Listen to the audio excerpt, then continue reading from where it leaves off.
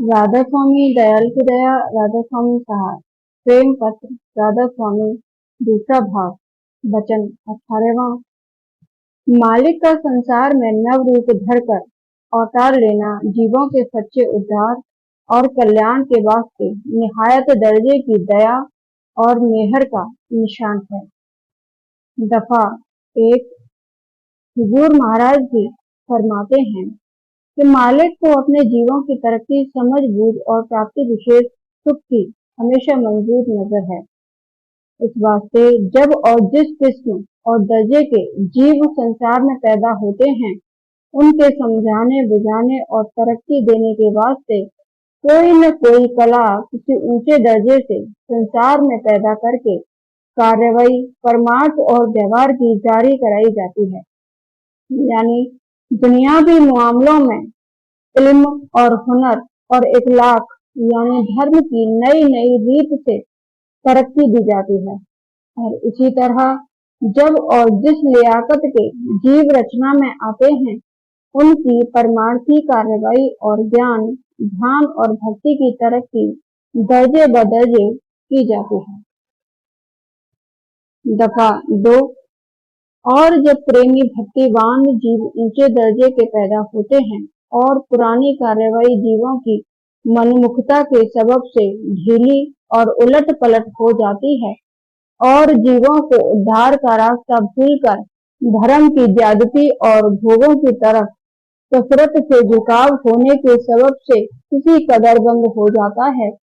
तब कुल मालिक अति दया करके आप इस संसार में संत सतगुरु रूप धारण करके प्रकट होते हैं और सच्चा और सहज रास्ता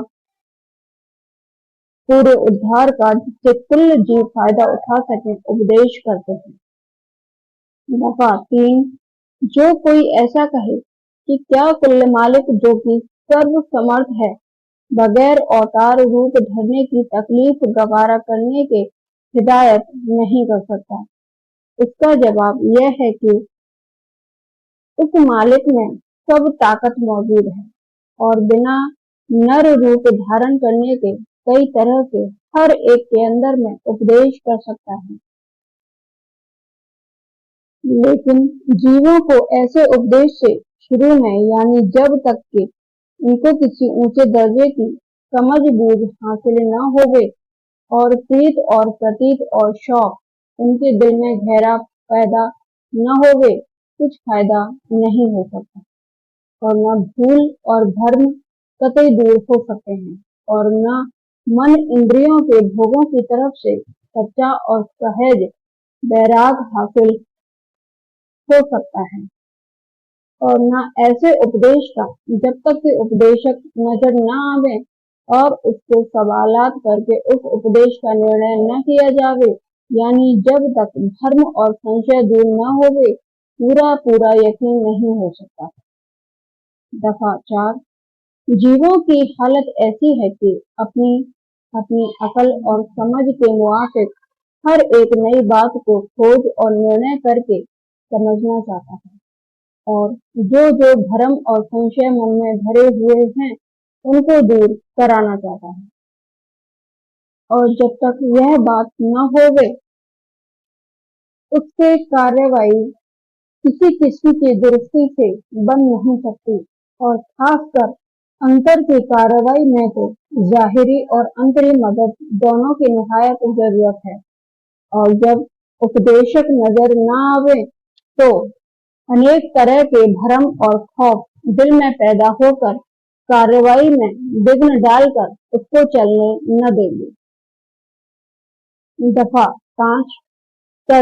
तजुर्बा और इम्तिहान से मालूम हुआ है कि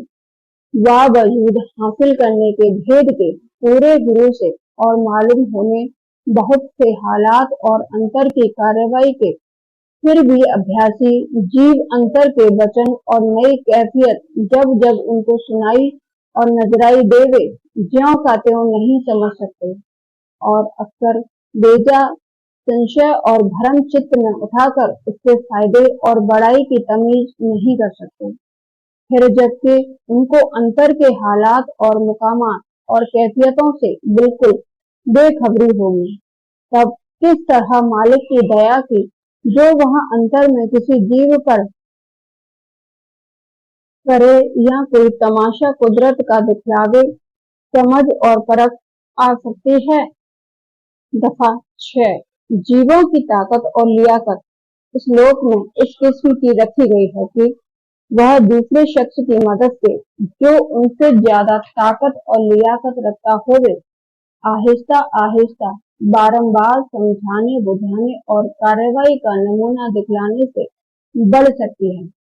और सिर्फ एक दफे के वचन का असर चाहे जैसा वह वचन जबर होवे, कायम नहीं रह सकता, क्योंकि मन और इंद्रियां जो कि काम करने के औजार हैं, हर रोज किसी कदर बदलते रहते हैं, और इसी सबब से भूल भी ज्यादा है। इस वास्ते जब तक कि किसी काम का बराबर सीखना और अभ्यास करना जारी नहीं रहेगा और कोई शख्स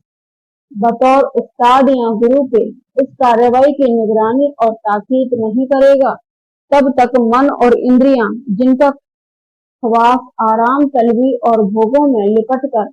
और उनका रस लेकर मगन और निश्चिंत हो रहने का है, कभी ऐसे काम कि जिनमें इनको मेहनत और अपनी आदत से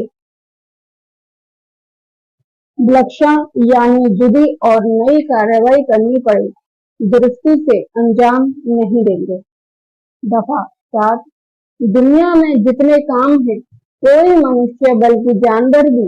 बगैर सिखाए और अपने हम जिन्सों को वह काम करते हुए देखें बगैर नहीं सीखते और न दुरुस्ती से उसकी कार्रवाई करते हैं। यहाँ तक कि उठना, बैठना, चलना, फिरना, खाना, पीना, कपड़ा पहनना, खाना बनाना और इल्म और हुनर और कारीगरी और चालाकी और बहुत से और काम मामूली या गैर मामूली बगैर सीखने और औरों को वह काम करते हुए देखने के नहीं आते। फिर जब कि दुनिया के काम की जिनमें मन और इंद्रिय अपने पिछले जन्मों के स्वभाव के मुआफिक आसानी से लग जाते हैं, बगैर सिखाने वाले, और हम जिन्सों में बैठकर उसकी कार्रवाई करने के नहीं सीख जाते हैं, तब मनुष्य लोग परमार्थ की कार्रवाई जो कि कठिन है और उसकी चाल भी उल्टी है, किस तरह से अंतर में मालिक का वचन एक दफे सुनकर सीख सकते हैं और उस वचन को कैसे ज्यों का त्यों समझ सकते हैं। दफा 8। मालिक जब किसी को कोई बात बतावेगा तो यही करेगा कि अंतर में उसको वचन सुनावेगा या उसके मन में प्रेरणा करेगा, पर दोनों हालत में बगैर बाहर की मदद के कोई कार्रवाई उस वचन या प्रेरणा के मुआफिक नहीं बन सकती है। या यह कि मालिक उसको अंतर में सच्चे सत्संग और पूरे गुरु के सन्मुख जाकर उपदेश लेने की हिदायत या प्रेरणा करेगा, और जब वह यह वचन मानेगा तो उसका अभ्यास करके सच्चे उद्धार का रास्ता जारी हो जाएगा और सतगुरु की महर से एक दिन पूरा काम बन जाएगा। दफा 9। जीवों में बहुत दर्जे हैं और हर एक की समझ बूझ और लियाकत अपने अपने दर्जे के मुआफिक है। बाहर के वचन हर एक जीव अपनी अपनी लियाकत और समझ के मुआफिक समझते हैं, और सच्ची समझ एक सा नहीं होती। फिर अंतर का वचन जो निहायत सूक्ष्म होगा, कैसे सब जीव ज्यों का त्यों समझ सकते हैं। हर एक की समझ जुदी जुदी है और एक के मन और इंद्रिय की ताकत भी मुआफिक उनके बर्ताव और व्यवहार और स्वभाव यानी रहने के जुदी जुदी है। फिर सब जीव एक सा नहीं है और उनकी समझ और रहनी भी एक सा नहीं है। इस वास्ते वे अंतर या बाहर का वचन भी एक सा नहीं ग्रहण कर सकते और आपस में फर्क जरूर रहेगा। फिर मालिक अपने अंतरी वचन या प्रेरणा से हर एक की संभाल जैसा कि चाहिए नहीं कर सकता। इस वास्ते सिखाने और समझाने वाले की मदद बाहर से हर एक जीव को जरूर दरकार है। दफा 10 और मालूम होवे कि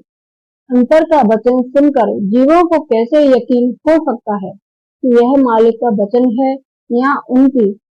अपने अपने मन और बुद्धि की प्रेरणा है, या कोई और रूह विशल भूत या जिन्न के, या कोई काल की कला अंतर में बोलती है। इसमें अभ्यासियों को, जिनके सिर पर गुरु मौजूद हैं, भ्रम हो जाता है। फिर जिनको गुरु नहीं मिले, वे कैसे भ्रम और संशय से इस मामले में बचकर किसी किस्म की कार्रवाई अंतरी वचन के मुआफिक कर सकते हैं या उसको जैसा कि चाहिए वैसा समझ सकते हैं। दफा 11 अब मालूम होवे कि जिस कदर कार्रवाई दुनिया या परमार्थ की है, वह बिदून मोहब्बत या प्रेम के दृष्टि से बन नहीं सकती, और मोहब्बत या प्रेम जीव किसी में बगैर देखने या उसकी महिमा सुनने के आ नहीं सकता, और जो महिमा सुनकर भी प्रेम आवे तो वह बिदून देखने यानी दर्शन के और उस तरफ से थोड़ी बहुत मदद मिलने के बढ़ नहीं सकता। फिर मालिक के चरणों का प्रेम किसी के मन में पहले तो महिमा सुनकर आवेगा और फिर वह दर्शन और दया पाकर बढ़ेगा। इस वास्ते जो मालिक अंतर में किसी को वचन सुनावे या प्रेरणा करे तो वैसा दर्शन पाकर और दया की परख करके आवेगा पैदा नहीं हो सकता। दफा 12 जो करनी बताई जावे वह ऐसी कठिन है कि बगैर मन और इंद्रियों के रोकने के दृष्टि से बन नहीं सकती, और माया के पदार्थ और इंद्रियों के भोग ऐसे जबर हैं कि उनसे बिदून बाहरी और अंतरी मदद के हटना, उनसे नफरत करना जीवों की ताकत से बाहर है। फिर किसी किस्म की करनी जीवों से दृष्टि से बन आना और दिन दिन उसमें तरक्की करना किस कदर मुश्किल है। इसी सबब से जितने उपाय और जतन के पोथियों में लिखे हैं, सब कहने और सुनने की बातें रही और करने की चीज से उनके मुआफिक नहीं बनती, और इसी तरह से जीव का सच्चा उद्धार दुर्लभ हो गया है। दफा 13 इस वास्ते ऐसी हालत और बेताकती जीवों की देखकर कुल मालिक धारण करके राधा स्वामी दयाल आप संत सतगुरु रूप धारण करके प्रकट हुए और जीवों को अपने पुत्र की तरह प्यार करके चरणों में खींचा और मेहर और दया से अपने चरणों की प्रीत उनके मन में बसाई। इस प्रीत का हृदय में बसाना यही दया खास है, क्योंकि प्रीत से जीव एक दूसरे से मिलते हैं और प्रीत के सबब से एक दूसरे की तरफ खिंचता है। तो जिसके दिल में राधा स्वामी दयाल के चरणों में प्रीत पैदा हुई, वही उस प्रीत के सबब से भेद रास्ते का लेकर उनके चरणों की तरफ खींचता है और 84 के चक्कर और काल और माया के घेर से निकलकर मुक्ति पद को प्राप्त होता है। दफा 14 जाहिर है कि जीवों की प्रीत अनेक पदार्थों और भोगों में और कुटुंब परिवारों और बिरादरी में लग रही है, यानी उनका मन अनेक जगह बंध रहा है। तो उन सब से हटकर पहले एक जाहिरी स्वरूप में जब तक नहीं ठहरेगा, तब तक उसका सूक्ष्म और अति सूक्ष्म और अरूप में लगना मुश्किल और नामुमकिन है। अब समझना चाहिए कि ऐसा चैतन्य और समर्थ जाहिरी स्वरूप में जो कि जीवों के मन को सब तरफ से हटाकर अपने में लगावे कौन है, वह स्वरूप सच्चे और पूरे गुरु का जाहिरी यानी देह रूप। उन्हीं के दर्शन और वचन से कुल मालिक के चरणों में प्रीत जावेगी और महिमा चित्त में समावेगी, और सच्चे अनुरागी और जीवों को उनका जाहिरी स्वरूप और वचन निहायत प्यारे लगने लगेंगे, और जिस कदर जीवों की प्रीत उनमें बढ़ती जावेगी, उसी कदर वह दुनिया से आहिस्ता आहिस्ता न्यारे होते जाएंगे, और फिर वही प्रीत गुरु के सूक्ष्म और अति सूक्ष्म और देह रूप में लगती जावेगी और जाहिरी स्वरूप से किसी कदर नजर हटती जावेगी। इस तौर से अनुरागी जीव भेद रास्ते का और जुगत चलने की दरियाफ्त करके राधा स्वामी दयाल के चरणों की तरफ दिन दिन चलता जावेगा और एक दिन धुरपद यानी राधा स्वामी धाम में पहुंचकर कुल मालिक के दर्शन पाकर सच्ची मुक्ति को प्राप्त होगा। दफा 15 बगैर ऊपर की तरकीब के मुआफिक चलने के कोई जीव धुर पद में नहीं पहुंच सकता, क्योंकि चलना और चढ़ना बगैर प्रेम के नहीं बन सकता है। इस वास्ते पहले गुरु के चरण में प्रीत लगाना जरूर है और चढ़ना बगैर प्रेम के नहीं बन सकता है। इस वास्ते पहले गुरु के चरण में प्रीत लगाना जरूर है और ऐसे चैतन्य पुरुष और समर्थ गुरु सिवाय मालिक के या जिसको के वह आप अपनी दया से इस दर्जे पर पहुंचावे दूसरा नहीं हो सकता। फिर जाहिर है कि जब तक मालिक आप नर रूप धरकर संसार में न आवे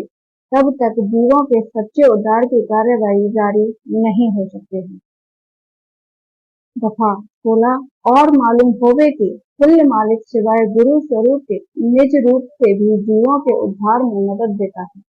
यानी जो जीव की गुरु का सत्संग करके निर्मल किए गए यानी अंतर में रास्ता तय करके किसी ऊंचे दर्जे पर पहुंचाए गए, वहां उनको ताकत परखने कुल मालिक की दया और मदद की हासिल होगी और वहां से धुर मुकाम तक कुल मालिक अपने मेहर से उनको आप मदद देकर यानी गुरु स्वरूप में दर्शन देकर पहुंचावेगा। दफा 17 लेकिन जब तक के जीव नीचे दर्जे में माया और तमोगुण के घेर में पड़े हुए हैं, उनको कुल मालिक की दया की धार नजर नहीं आ सकती है। इस वास्ते पहले उनकी सफाई और किसी दर्जे तक चढ़ाई बगैर गुरु के उपदेश और मदद के नहीं हो सकती है। यानी पहले उनका भाव और प्यार गुरु के देह स्वरूप में लगाया जाएगा और उस प्रीत के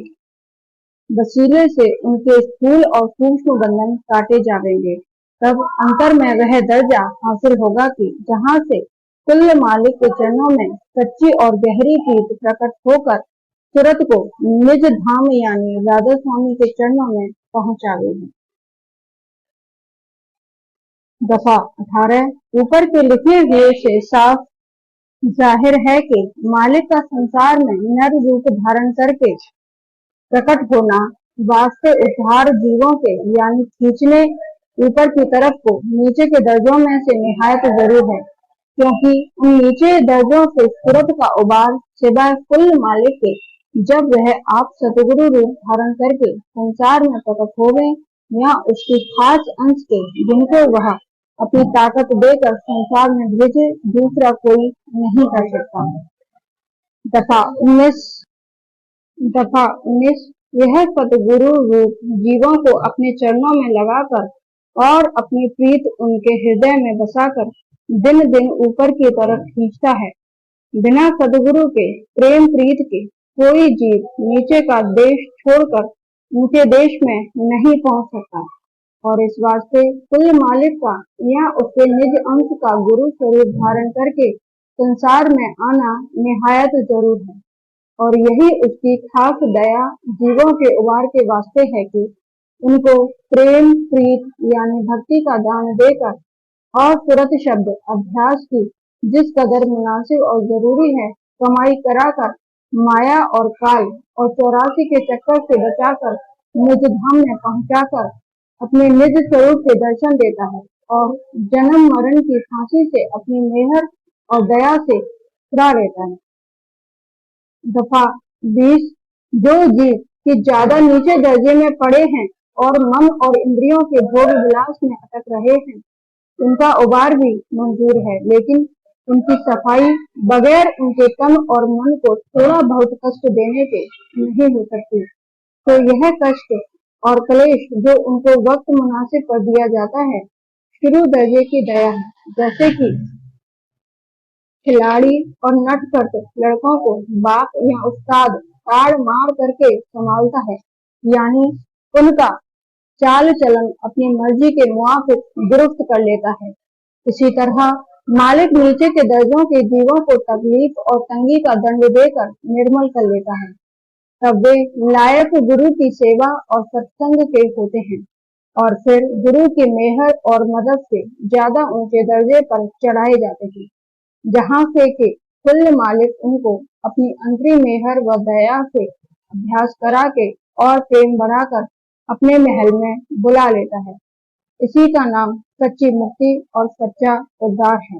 राधा स्वामी दयाल की दया, राधा स्वामी सहाय, राधा स्वामी।